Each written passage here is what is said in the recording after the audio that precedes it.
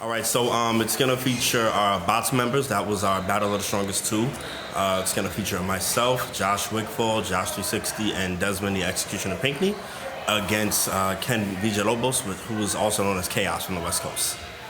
Battle of the Strongest is like a 4v1, right? Yeah, versus Khaos. Chaos. That's gonna be really good, I think. Neutral third party, but I'm gonna go for the East Coast because when it comes to Marvel 2, I learned how to play the game from the East. So the format is Khaos stays on. He is allowed to switch win or lose, and the bots members, whether they win or lose, they have to get up.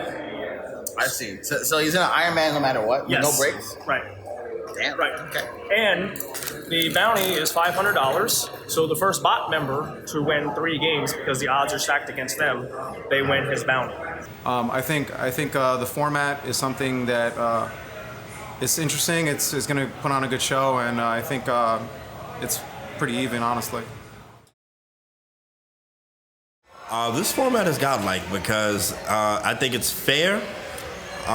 Everyone gets a chance to play, and we like the fact that he gets to switch his team because we want to beat him straight up. We want him to be at his fullest every time. We don't want to just counter him for a victory. We want to overtake him. I mean, Khaos is one of the best players, ever. So, we want to, even though he's West Coast, somewhere East Coast, I still respect him as a player, he's amazing to watch, so we all want to try our luck against him. And I think we got a chance. I want to say momentum. I think what Khaos has to do is that he has to not think about the last match every time. It has to be a fresh match every single time that he's playing, so he could get used to different matchups every single just game. Because sometimes I might stay, sometimes they might stay with the same team, or they might switch up. I kind of think my style kind of matches well against him because he plays kind of aggressive, and that's kind of what I do too. So I'm kind of like the trump card in this. I'm the only one that he's never played out of all the East Coast players that's there. So we'll see what happens. East Coast gonna take it. I think we can do it. Honestly. We wouldn't be doing this if we didn't think we could.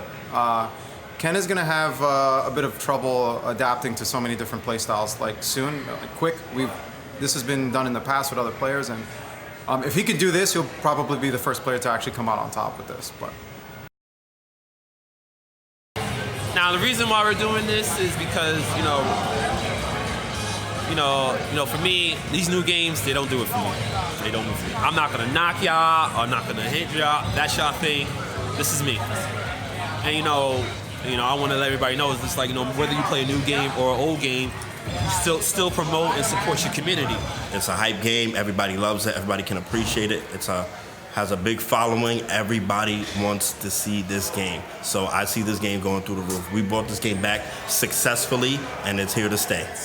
it feels like it's on the rise again, honestly. It feels so good to travel for this. After we got a lot of love from Battle of the Stones too, and then just everywhere I go for this to be a main game 19 years later in Chicago is crazy. And Combo Breaker is one of the premier tournaments right now.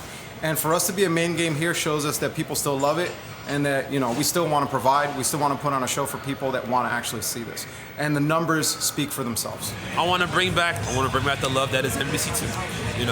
NBC2 helped build this FGC. It's the reason why when it was a downtime, it's hard, why it still kept going, and look where it is now. And I want to promote. And besides, he's from the West Coast, and I have to f*** him up.